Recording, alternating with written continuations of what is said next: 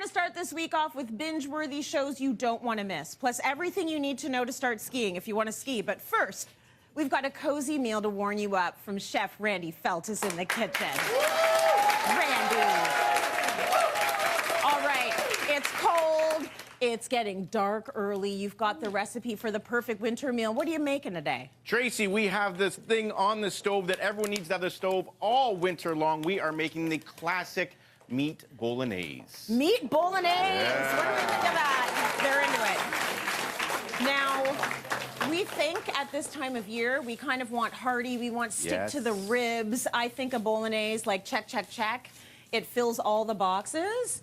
And you're going to do this Chef Randy style, as always. I'm going to do this old classic Mamma Mia style as well. Okay, but there are nonna's bolognese. Yeah, this is going to be... Because, you know, there's certain dishes you really can't change that much. Yeah. They're perfect in every single way. Yeah. The other thing about winter, Tracy, is I don't mind eating the same meal over and over again every single day.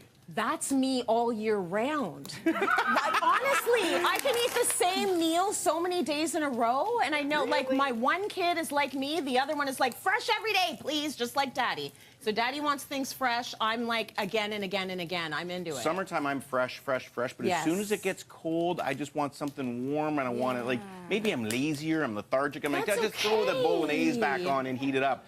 And this dish just gets better day 2, day 3. That is poppin', Chef. And she's going hard now, isn't it? Look at that. Well, you need to get the temperature up because we got the beef cooked off and the pork cooked off, but now we go with the mirepoix. So we go celery, carrots, and onions. We're going to get some color in there. So beef and pork, is that the regular pairing?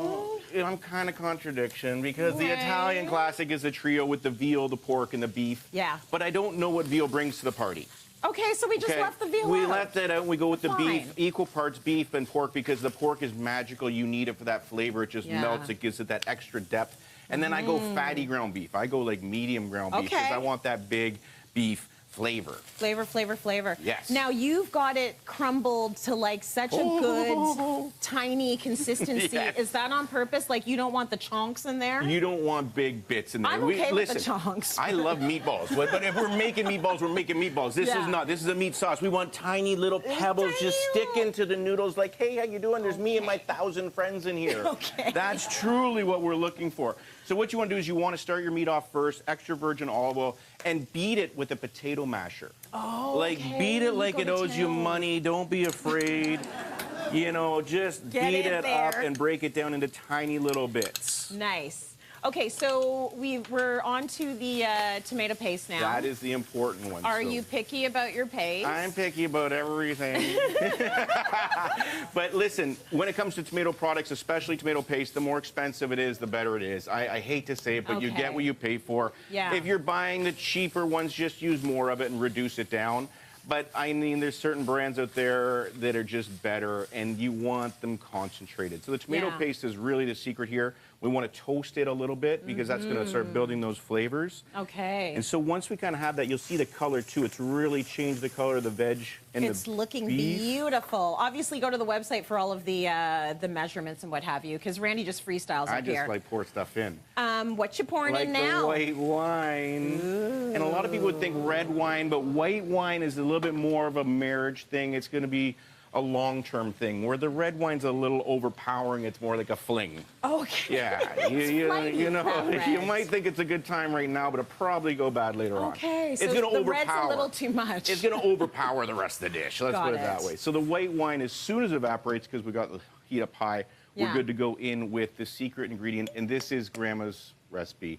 This is what all the old Italian ladies do. What are we putting in there? We're going a big bunch of milk. Just milk? Milk, not cream, milk. Not cream. And I know it sounds a little crazy, but, and is it going to split? Yeah, it's going to split. We just put white wine in there, and now we're putting milk in. But we don't care because we're going to reduce it down, and it's going to give it that milky protein. And, you know, Parmesan Reggiano is 100% milk, right? It's just aged and done its thing. So that Are you using whole milk? Whole, yeah. Whole milk, okay. Yeah. But if you have 2%, use 2%. Okay. Yeah. All right. But you're putting the milk, rind in? The rind goes in. Okay. That's the other secret. So now we've got these milk proteins in there. That's going to calm everything down. Yeah. And then in goes our tomatoes. So we go. Wow, everybody in the pool. Just throw it all in there. Throw it all in there. So that's 100%. Make sure you read your labels. That is 99.5% tomatoes and 0.5% salt. Okay. So all right. Same with this is actually 100% tomatoes. And you don't care that those are whole tomatoes? Let them go. We're going to cook this for 4 to 6 hours. So they're whole right now, but once they start breaking down, you're stir it a bit, and then you get little chunks in there, not big chunks, and you're just like, hey, what's going on? One more finishing move. I don't know why. Just because. Like, does anyone say, oh, I can taste the bay leaf? Never. Never. But we're going to put it in there just for fun because this is the recipe also. I think it's going to help later on. It's what it says. Okay. So now. So we sit, we've got some time, we walk away. We walk away 4 to 6 hours. House 4 to smells 6 fantastic. hours. And then we're left with this glorious bit of sauce. Look at that gorgeous thing. Well, right I feel there. like we need to have a conversation about the noodle. Okay. You want to know the big difference, Tracy, between your noodle at home and the restaurant noodle? What? What's There's the difference? a huge difference. When you see those Italian restaurants on Instagram, the guy's got like 10 pans in the stove. Yeah. And he's got the pastas in there and the sauces are all cooking. That is what makes the big difference. You take your al dente noodles 4 minutes before you'd regularly take them out of your water. Yeah. And you put them in a pan, right? Okay. And then you just add the little bit of the sauce on top, the thin sauce, and some pasta water. And you pass along and you toss. And you cook the noodles for 4 minutes with the sauce. With the sauce. With the sauce. And then what happens is the noodles picks up all the glorious watery bits and they actually turns the sauce into the noodles. Okay. And so then what we're left with is it's hugging it. You can see it's just like grabbing it. It's It's perfect. like, oh my God, it feels like, you know, So the date of the good. movie. And you can still see the pan has some like liquid in there and a little bit of sauce, but we're not done because this is a bolognese sauce. We need more. We need some meat on there. Let's That's not make right. Too much of a mess. So the thing is, every single bite should be a saucy bite of goodness. Oh, that looks good, chef. So you can taste the sauce because you actually put it into the pasta, but then you get those nuggets of meat and tomatoes on top. And with the parm, you just keep going until your arm hurts. You just keep going, and you're like, It's written in the recipe like that. You go until your arm hurts. That's it. That's the amount. Randy, that looks phenomenal. What do you all think of his bolognese? He's going to come back later with another recipe.